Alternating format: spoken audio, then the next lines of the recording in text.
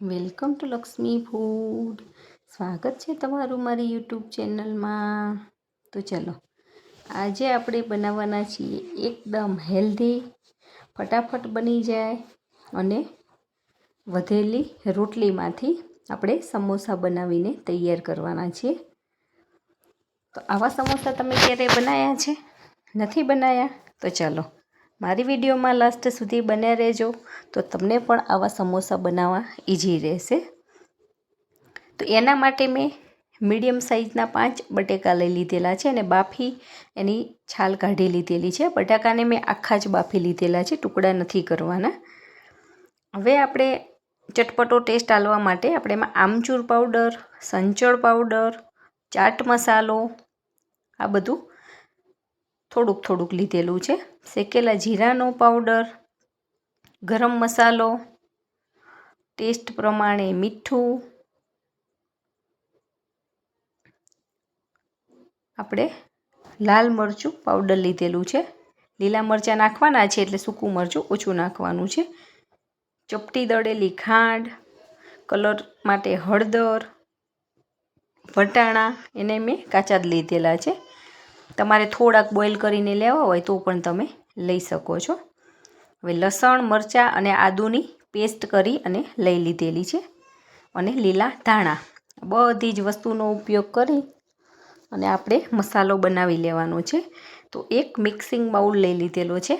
એની અંદર બટાકાને આપણે હાથ વડે કે મેશરની મદદથી એકદમ સરસ ઝીણા ઝીણા મેશ કરી લેવાના છે. બધા જ બટાકાને આવી રીતે સરસ છૂંદો કરી દેવાનો છે. પછી આપણે એની અંદર બધા જ મસાલાને એડ કરી લેવાના છીએ. મારી વિડીયોમાં નવા હોય અને હજી સુધી ચેનલને સબસ્ક્રાઈબ ના કરી હોય તો ફટાફટ સબસ્ક્રાઈબ કરી દેજો અને બાજુમાં આપેલા બેલ આઇકોનને પ્રેસ કરી દેજો, જેથી કરીને આવનાર તમામ નવી રેસીપીના વિડીયો ફટાફટ તમારી સુધી પહોંચી જાય.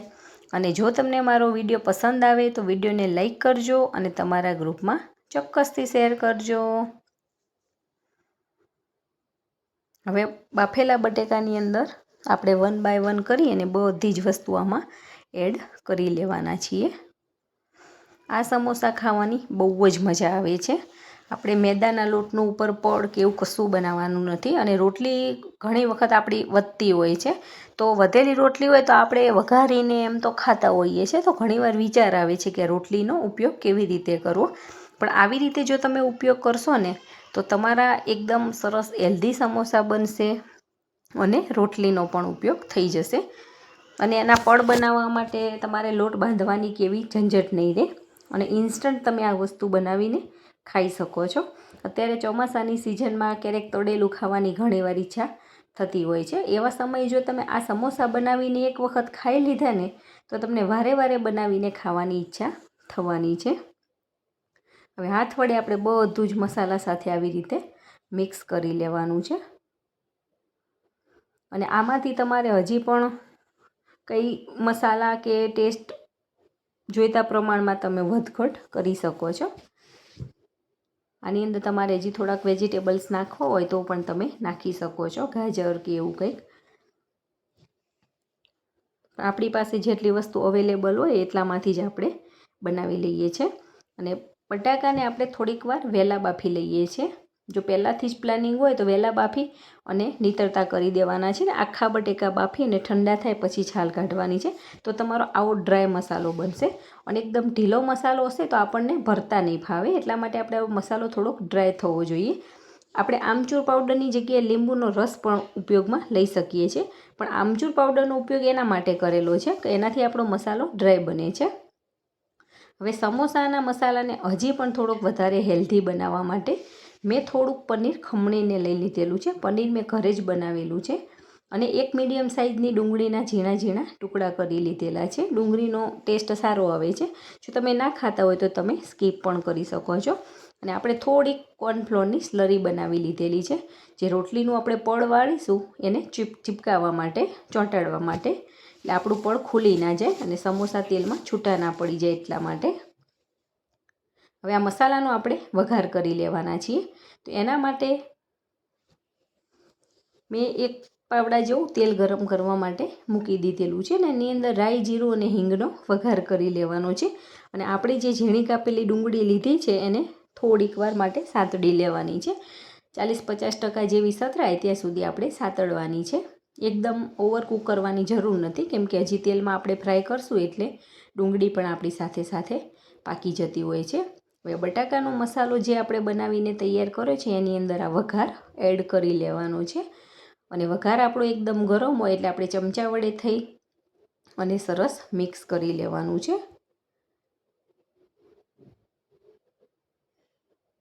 અને તરત જ વઘારને મિક્સ કરીશું જેથી કરીને અંદર ભળી જશે.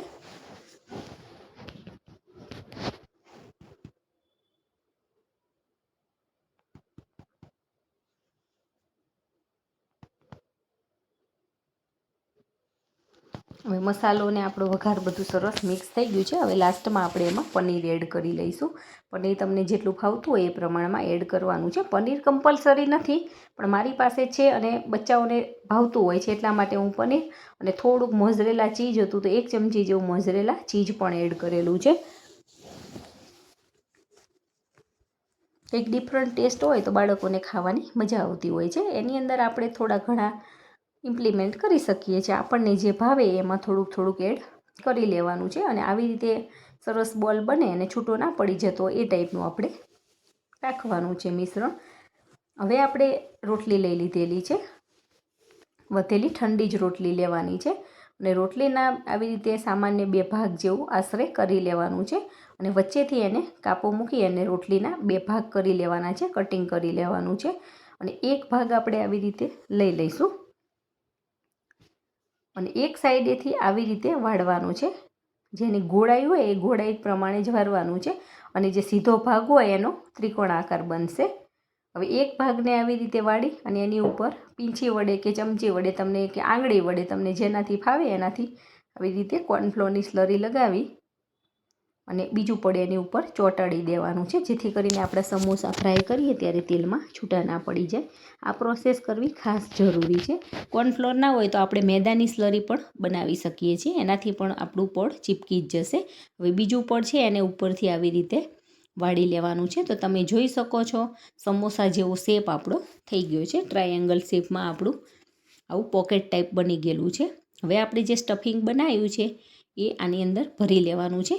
એકદમ ફૂલ નથી ભરવાનું, નહીં તો જો આપણા સમોસા સરખા આપણું પડ ચોટશે નહીં તો ખુલી જશે તેલની અંદર.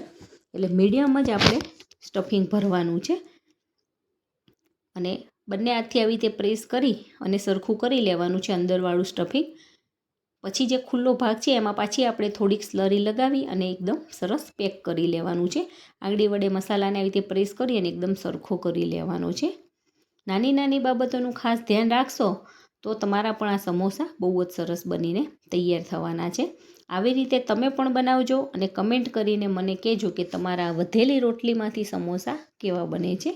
અને જો ના બનાવ્યા હોય તો પણ તમે આવી રીતે ટ્રાય કરશો તો પહેલી વખત બનાવશો તો પણ તમારા સમોસા સરસ બનીને તૈયાર થાય છે. હવે ખુલ્લા પડમાં આપણે સ્લરી લગાવી અને આવી રીતે સરસ પેક કરી લીધેલું છે. તમે જોઈ શકો છો એકદમ સરસ પેક થઈ જાય છે. હવે બધા જ સમોસાને આપણે આવી રીતે વાળી અને લઈ લેવાના છે. અને એક સાઈડે આપણે તેલને ગરમ કરવા માટે મૂકી દીધેલું છે. ત્યાં સુધી આપણે બધા સમોસા પણ વાળી લઈશું.